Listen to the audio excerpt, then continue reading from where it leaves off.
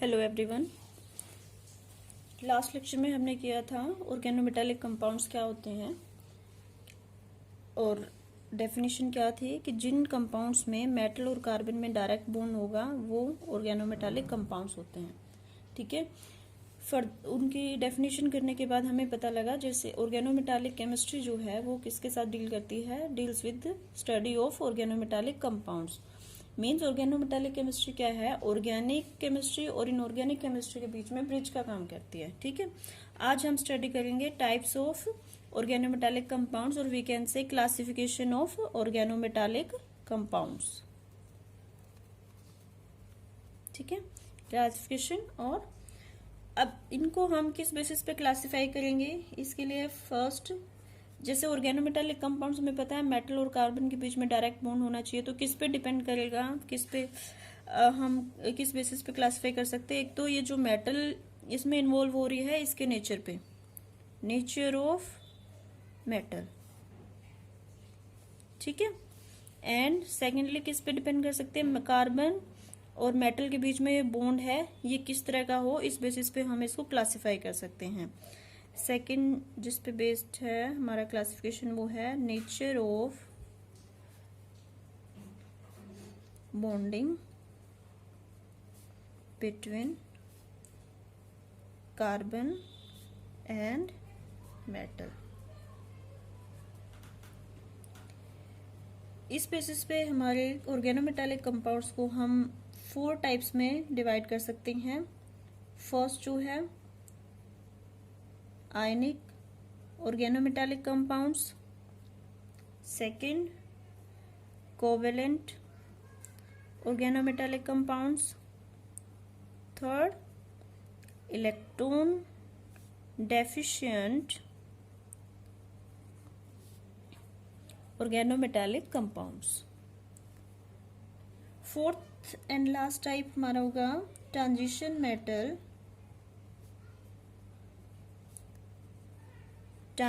Metal organometallic compounds.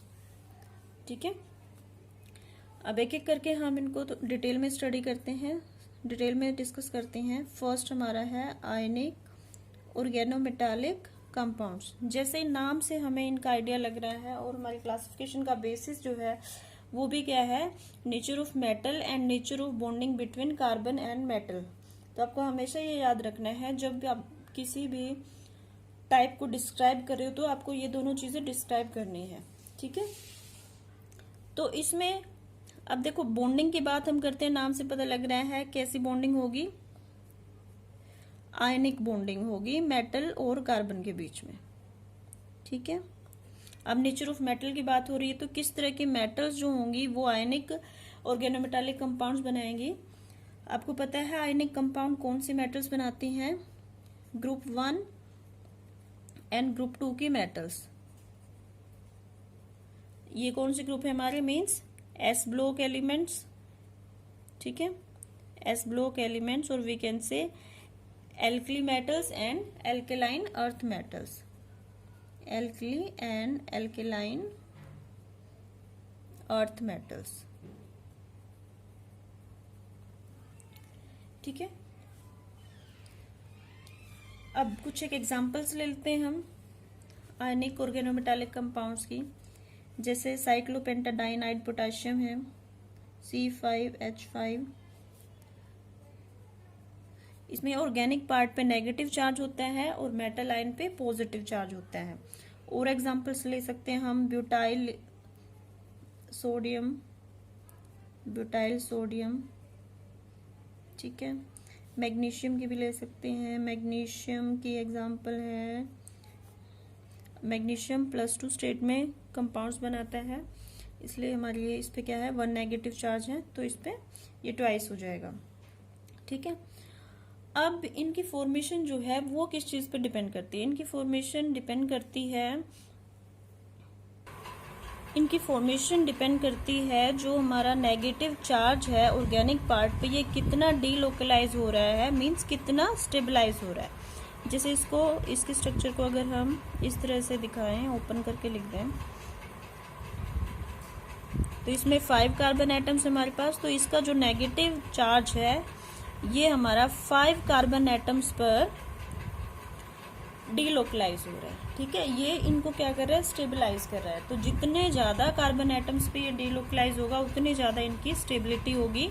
हम लिख सकते हैं फॉर्मेशन और stability of these compounds, formation और stability of ionic organometallic compounds depends on the delocalization of negative charge on several carbon atoms of negative organic part और group, ठीक है। ये आई मैंने लिखा है आयनिक ऑर्गेनोमेटालिक कंपाउंड, शॉर्ट में लिख दिया है, ठीक है, कंफ्यूज नहीं होना। इनके अलावा ग्रुप 1 और ग्रुप 2 के अलावा कुछ एक ट्रांजिशन मेटल्स भी हैं जो आयनिक कंपाउंड्स बना सकती हैं, जैसे मैंगनीज है +2 स्टेट में, साइक्लोपेंटाडाइनाइड लिगेंड के साथ ये भी कंपाउंड बना सकता है। कुछ एक लेंथेनाइड्स हैं वो भी बना सकते हैं, ठीक है।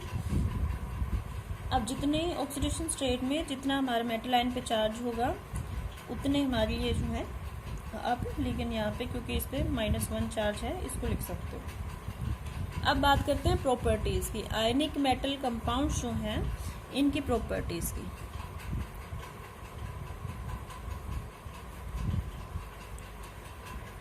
आयनिक ऑर्गेनोमेटालिक कंपाउंड्स हैं तो ये इनकी प्रॉपर्टीज भी आयनिक कंपाउंड्स के जैसी होती हैं, उन्हीं को रिजेंबल करती हैं, ठीक है।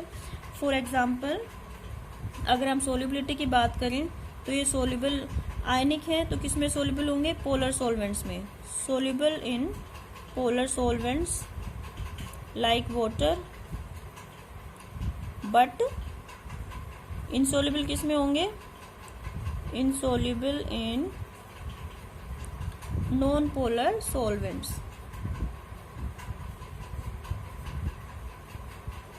लाइक हाइड्रोकार्बन्स,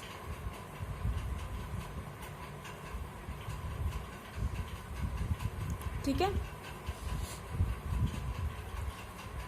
और इनकी प्रॉपर्टीज हो सकती हैं जब ये प्योर फॉर्म में प्रेजेंट होते हैं, when present in pure form they are present in crystalline form, exist in crystalline form, जैसे हमारे आयनिक कंपाउंड होते हैं वैसे ही, ठीक है।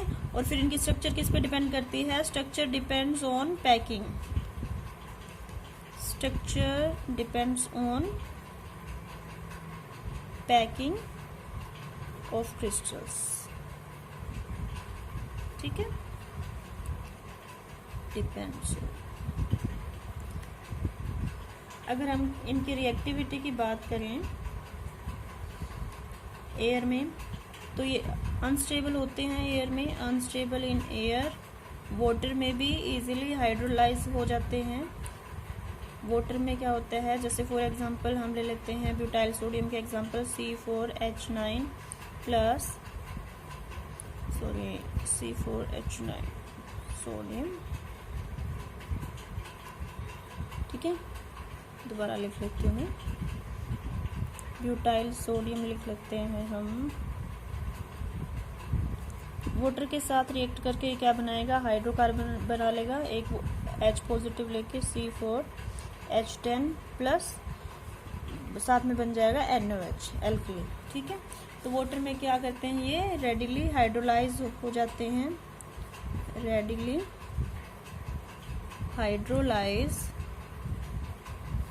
हाइड्रोलाइजेस to give hydrocarbon with formation of base, formation of hydroxides. ठीक है, रिएक्टिविटी की बात करें तो हमने पहले ही डिस्कस किया है स्टेबिलिटी के बारे में। तो आपको पता है स्टेबिलिटी और रिएक्टिविटी में क्या कनेक्शन होता है। ठीक है, जो जितना ज़्यादा रिएक्टिव होगा उतना कम स्टेबल होगा, और जो जितना कम स्टेबल होगा उतना ज़्यादा रिएक्टिव होगा। मीन्स रिएक्टिविटी क्या होती है हमारी, इनवर्सली प्रोपोर्शनल होती है स्टेबिलिटी के। तो इनमें जिसमें ज़्यादा डीलोकलाइजेशन होगा नेगेटिव चार्ज का, वो ज़्यादा स्टेबल होएगा और कम रिएक्टिव होएगा, और जिसमें कम डीलोकलाइजेशन होगा नेगेटिव चार्ज का, वो ज़्यादा रिएक्टिव होगा, कम स्टेबल होगा। ठीक है, ये थे हमारे आयनिक ऑर्गेनोमेटालिक कंपाउंड्स। बहुत सिंपल हैं, जैसे हमारे आयनिक कंपाउंड्स होते हैं वही मेटल्स हमारी आयनिक ऑर्गेनोमेटालिक कंपाउंड्स बनाती हैं। उनकी प्रॉपर्टीज भी उनके बिल्कुल सिमिलर होते हैं।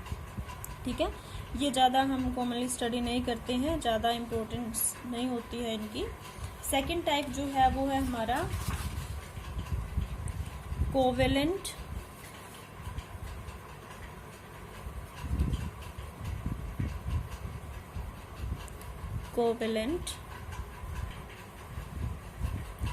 Organometallic compounds. ठीक है, इसमें भी जैसे नाम से पता लग रहा है covalent organometallic compounds means bonding किस तरह की होगी, कोवेलेंट बॉन्डिंग होगी। कोवेलेंट बॉन्डिंग मींस एक इलेक्ट्रॉन लिगेंड से आएगा, एक मेटल से आएगा, शेयरिंग से जो है वो बॉन्डिंग होगी। इसको हम 2 सेंटर 2 इलेक्ट्रॉन टाइप की बॉन्डिंग या इस तरह के कंपाउंड्स भी बोल सकते हैं। ठीक है, अब ये कौन से मेटल्स हैं कि जो कोवेलेंट टाइप के ऑर्गेनोमेटालिक कंपाउंड्स बना सकते हैं। ये बनाते हैं हमारे zinc, cadmium, mercury and group 3, 4 and 5 group. ठीक है, 13, 14, 15 भी बोल सकते हैं। ठीक है, कुछ एक एग्जांपल ले लेते हैं। फॉर एग्जांपल टेट्राइथाइल लेड है, C2H5,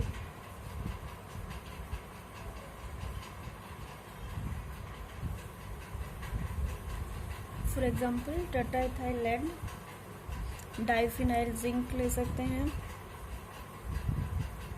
ठीक है,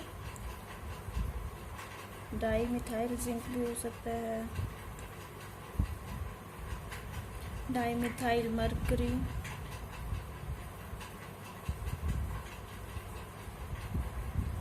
ठीक है, मीन्स बहुत सारी एग्जांपल्स हो सकती हैं। कोवेलेंट ऑर्गेनोमेटालिक कंपाउंड जो हैं वो हमारे बहुत ही वाइड है, कॉमनली जो है स्टडी किए जाते हैं। और कोवेलेंट ऑर्गेनोमेटालिक कंपाउंड्स बहुत इंपॉर्टेंट है। ठीक है, ये क्या है हमारा टेट्राइथाइल लेड, इसको हम TEL जो कि क्या होता है एक एंटी नॉकिंग एजेंट होता है।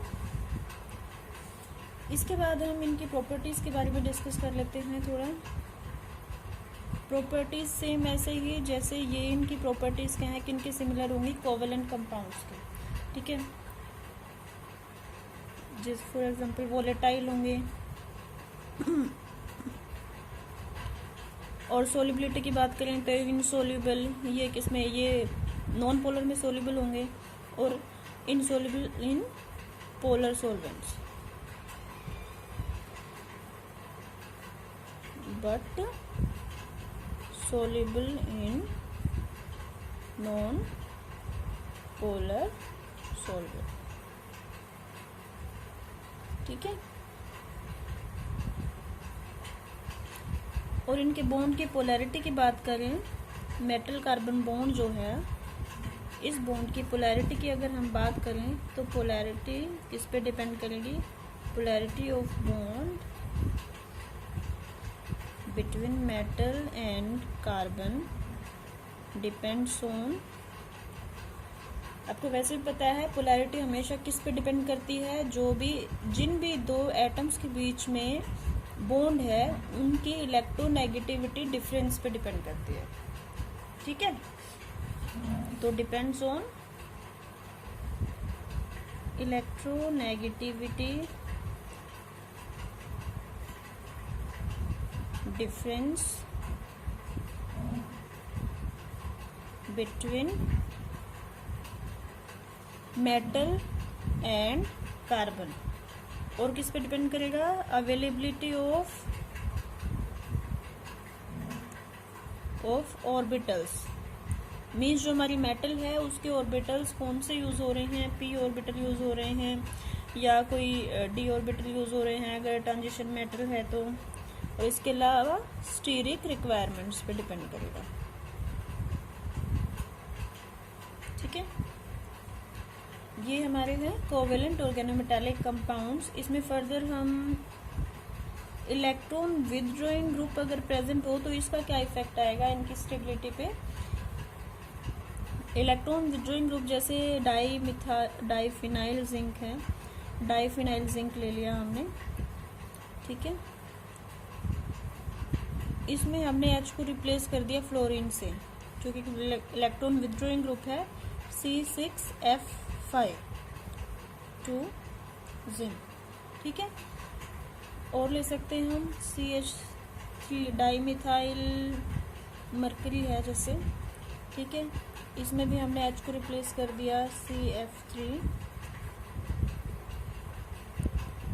तो ये क्या है, जो फ्लोरिनेटेड है ऑर्गेनोमेटालिक कंपाउंड ये ज़्यादा स्टेबल होंगे in comparison to non fluorinated organometallic compounds. ठीक है, ये हमारे कोवेलेंट ऑर्गेनोमेटालिक कंपाउंड्स थे जो कि जिंक, कैडमियम, मर्करी और ग्रुप 3, 4, 5th ग्रुप की जो है रिप्रेजेंटेटिव मेटल्स जो हैं, एलिमेंट्स जो हैं वो बनाते हैं। ठीक है, इसके बाद थर्ड टाइप है हमारा इलेक्ट्रॉन डेफिशिएंट। थर्ड क्या है? Electron deficient organometallic compounds. ठीक है, इलेक्ट्रॉन डेफिशिएंट मीन्स नॉर्मली जैसे हमारे कंपाउंड्स हैं उनको बॉन्ड बनाने के लिए 2 इलेक्ट्रॉन की जरूरत पड़ती है। ठीक है, बट इनमें अगर हम इलेक्ट्रॉन काउंट करेंगे तो जितने इलेक्ट्रॉन उनको चाहिए उतने इलेक्ट्रॉन इनके पास नहीं होते हैं, इसीलिए इनको इलेक्ट्रॉन डेफिशिएंट ऑर्गेनोमेटालिक कंपाउंड्स कहते हैं। ठीक है, ये जनरली हमारी बनाते हैं lithium, beryllium, magnesium and aluminium. ठीक है, ये एलिमेंट्स हमारे इलेक्ट्रॉन डेफिशिएंट ऑर्गेनोमेटालिक कंपाउंड्स बनाते हैं। जनरली इनके अल्काइल्स जो होते हैं वो, फॉर एग्जांपल देखिए ट्राई एल्काइल, एल्यूमिनियम का एक अल्काइल ले लेते हैं हम, एल्यूमिनियम। ठीक है, जनरली आप इसको ऐसे लिखोगे। अगर हम R को मिथाइल ले लेते हैं, R is equal two methyl, तो एल्काइल जो है एल्यूमिनियम के, ट्राई एल्काइल जो है वो कभी भी मोनोमर के फॉर्म में एग्जिस्ट नहीं करते। ट्राई एल्काइल एल्यूमिनियम जो है ये कभी भी मोनोमर की फॉर्म में एग्जिस्ट नहीं करेगा। ओके, किस में एग्जिस्ट करता है ये? डाइमर की फॉर्म में, Al2R6। और अगर हम मिथाइल ग्रुप ले रहे हैं तो Al2 मिथाइल 6। ओके, और एग्जांपल्स ले सकते हैं हम, जैसे methyl lithium, methyl lithium CH3Li। और एग्जांपल ले लेते हैं di methyl beryllium, di methyl beryllium.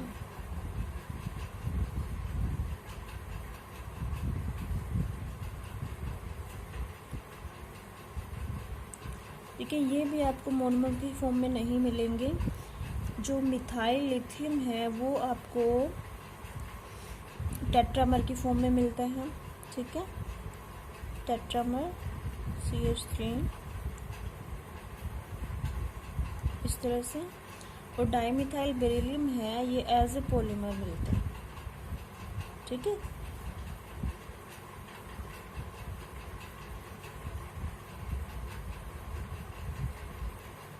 ये आपको कभी भी मोनोमर की फॉर्म में नहीं मिलेंगे। अब जैसे एल्युमिनियम का एल्काइल है, हम एग्जांपल ले लेते हैं dimethyl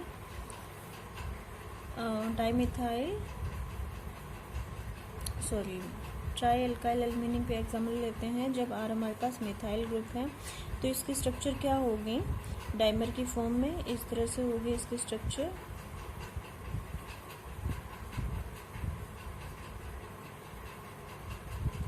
methyl group, methyl group, methyl, methyl, ठीक है।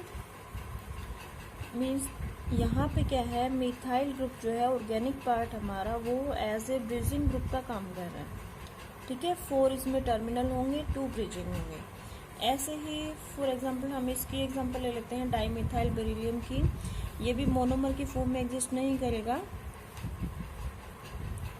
पॉलीमर की फॉर्म में एग्जिस्ट करेगा। इस तरह से मिथाइल जो है इसमें वो एज ए ब्रिजिंग ग्रुप का काम कर रहा है, ठीक है।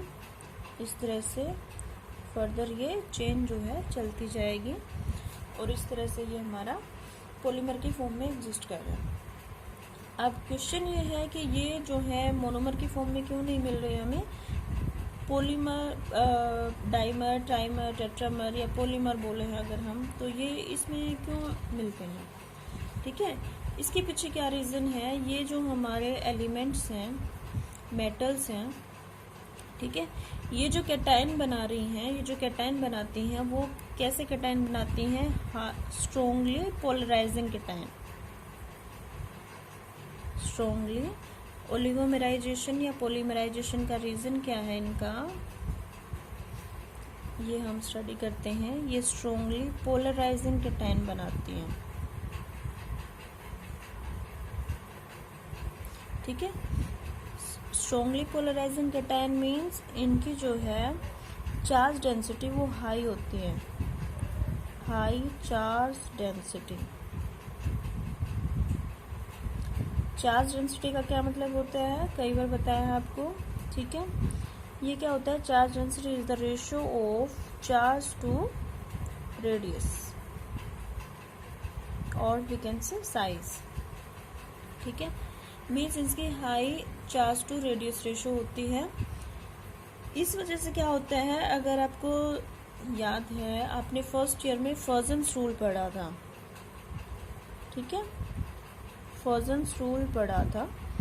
उसमें क्या था कि अगर किसी कैटायन की चार्ज डेंसिटी ज़्यादा है, चार्ज टू रेडियस रेशियो ज़्यादा है, तो उनका पोलराइजिंग इफेक्ट ज़्यादा होता है। वो क्या करते हैं, एनायन को उतना ज़्यादा पोलराइज कर सकते हैं, मीन्स वो इलेक्ट्रॉन डेंसिटी को पुल कर सकते हैं खुद की तरफ, ठीक है।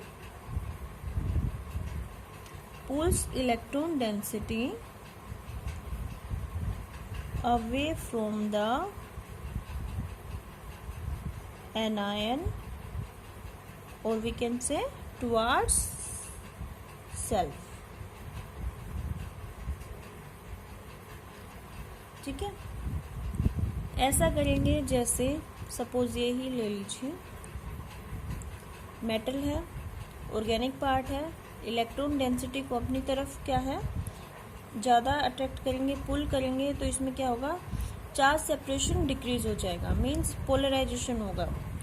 मेटल है, कार्बन है, ठीक है, ऑर्गेनिक पार्ट का नेगेटिव चार्ज है, इस पे पॉजिटिव चार्ज है।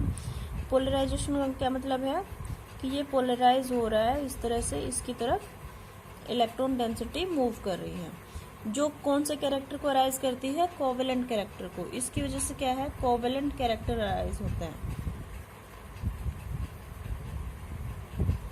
कोवेलेंट कैरेक्टर अराइजेस, उससे क्या होगा, आपस में इनका चार्ज सेपरेशन डिक्रीज हो जाएगा और आपस में इनकी एसोसिएशन की जो पावर है, एसोसिएशन जो है वो इंक्रीज हो जाएगा। देन इसको हम लिख सकते हैं tendency to associate strongly increases, और इससे क्या होगा, पॉलीमेरिक स्ट्रक्चर फॉर्म होगा। तो ये क्या थे, इलेक्ट्रॉन डेफिशिएंट ऑर्गेनोमेटालिक कंपाउंड्स, जो कि lithium, beryllium, magnesium and aluminium के एल्काइल्स जो हैं वो जनरली हमारे ऑर्गेनोमेटालिक कंपाउंड्स होते हैं, इलेक्ट्रॉन डेफिशिएंट ऑर्गेनोमेटालिक कंपाउंड्स होते हैं, ठीक है।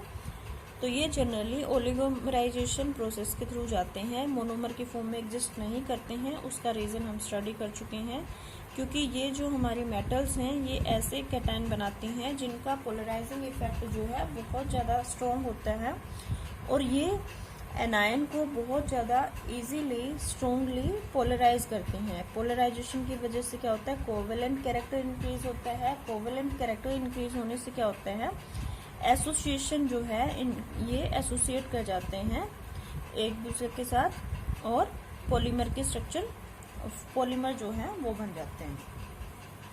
अब एक इसका रीज़न ये भी है क्योंकि इलेक्ट्रॉन डेफिशिएंट है, तो अपनी इलेक्ट्रॉन की डेफिशिएंसी को कंपनसेट करने के लिए पॉलीमराइजेशन करते हैं। ठीक है, लास्ट एंड फोर्थ जो हमारा टाइप है वो है ट्रांजिशन मेटल।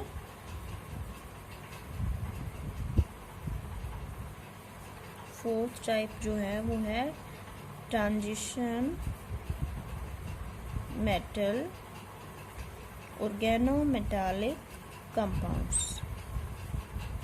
ठीक है, नाम से पता लग रहा है ये हमारे जो ऑर्गेनोमेटालिक कंपाउंड्स हैं ये कौन से मेटल्स बनाएंगे, ट्रांजिशन मेटल्स बनाएंगे। ठीक है, तो इसमें हम लिख सकते हैं these are formed by transition metals.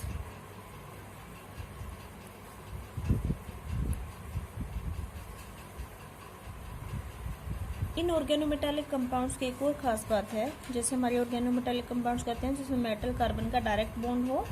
ठीक है, तो इसमें जो हमारा ऑर्गेनिक पार्ट है कार्बन वाला, ये मोस्टली अनसैचुरेटेड ऑर्गेनिक कंपाउंड होता है। Unsaturated organic compound. ठीक है, ऐसा क्यों होता है, क्योंकि ट्रांजिशन मेटल्स के काफ़ी स्पेशल प्रॉपर्टीज़ होती हैं। आपने सेकेंड ईयर में डी ब्लॉक एलिमेंट्स चैप्टर में भी पढ़ी होंगी। इसमें अनसैचुरेटेड ऑर्गेनिक कंपाउंड में के साथ जो जितने भी कार्बन, जितने भी मीन्स, चलो हम पहले लिख लेते हैं, ट्रांजिशन मेटल्स की कैपेबिलिटी है कि वो एक से ज़्यादा कार्बन एटम्स के साथ बॉन्ड बना सकती हैं within same organic compound. Transition metals can form bond with more than one carbon atom of same organic compound or ligand. ठीक है, ऐसे ही कुछ एग्जांपल, ये तो ऑर्गेनोमेटालिक कंपाउंड्स है, आपने चिलेट इफेक्ट में पढ़ी होगी जिसमें ट्रांजिशन मेटल्स क्या है, एक ही कंपाउंड में कई, एक ही लिगेंड के कई एटम्स के साथ जो है बॉन्ड बनाती हैं। अब ऐसा क्यों होता है, बिकॉज ऑफ इंट्रैक्शन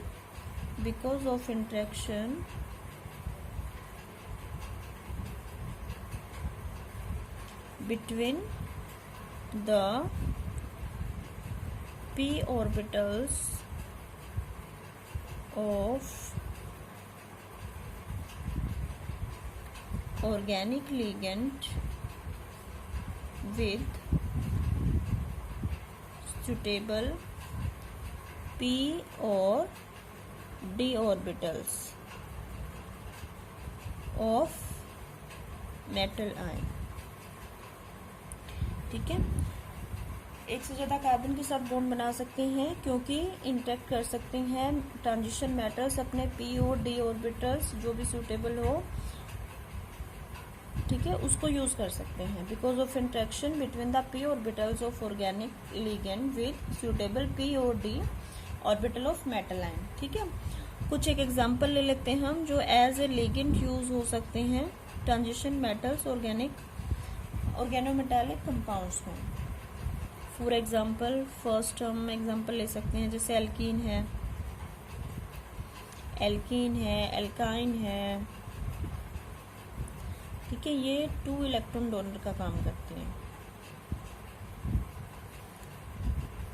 और हम ले सकते हैं पाई एलाइल सिस्टम है।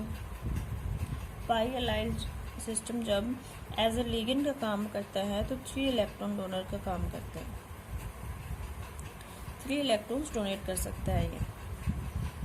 ब्यूटाडाइन है, ब्यूटाडाइन 2 इलेक्ट्रॉन भी डोनेट कर सकता है एंड 4 भी, बट साइक्लोब्यूटाडाइन जो है वो हमेशा 4 इलेक्ट्रॉन डोनर का काम ही करता है। ठीक है, 4 इलेक्ट्रॉन डोनर। और एग्जाम्पल ऐसी बहुत सारी एग्जाम्पल्स हैं। बेंजीन ले सकते हैं हम। बेंजीन में 6 कार्बन एटम्स हैं, 6 इलेक्ट्रॉन डोनर का काम भी करता है ये। ठीक है, अगर हम मेटल के साथ इसकी बॉन्डिंग दिखाएं तो हम किस तरह से शो कर सकते हैं। ये हमारी मेटल है, कार्बन के साथ हमें बॉन्ड दिखाना होता है, तो जैसे एल्कीन में क्या हमारे पास 2 कार्बन हैं जिनमें डबल बॉन्ड है, सॉरी इस तरह से। ठीक है, हम इस तरह से शो करेंगे और इस डबल बॉन्ड के साथ मेटल के अटैचमेंट इस तरह से दिखा देंगे। ठीक है, पाइल अलाइल अगर सिस्टम है इस तरह से 3 इलेक्ट्रॉन डोनर 3 कार्बन के साथ हम दिखा रहे हैं इस तरह से। साइक्लोब्यूटाडाइन के साथ अगर हम शो करना चाहें,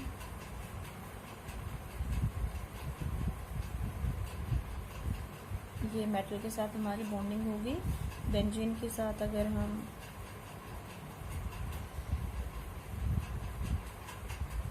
ये हमारी बेंजीन के साथ ऑर्गेनोमेटालिक कंपाउंड हो गया जिसमें बेंजीन एज ए लिगेंड है। तो ये हमारे हैं ट्रांजिशन मेटल ऑर्गेनोमेटालिक कंपाउंड्स। एक बार हम ब्रीफली इनको रिवाइज कर लेते हैं। हमने क्या स्टडी किया है आज, 4 टाइप्स ऑफ ऑर्गेनोमेटालिक कंपाउंड्स। ठीक है, फर्स्ट आयनिक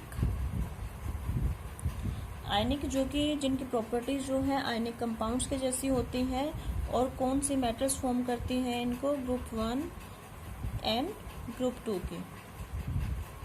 ठीक है, alkali metals and alkaline earth metals. Second जो है हमारा वो है covalent organometallic compounds.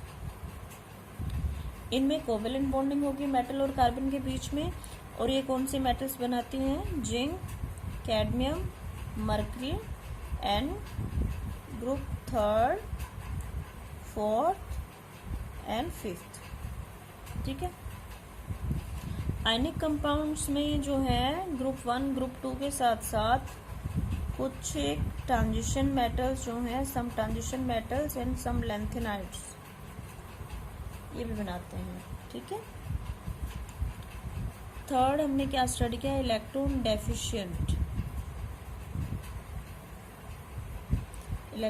Deficient organometallic compounds. ये हमारी बनाती हैं कौन कौन सी मेटल्स थी, beryllium, magnesium, aluminium and lithium. ठीक है, fourth and last transition metal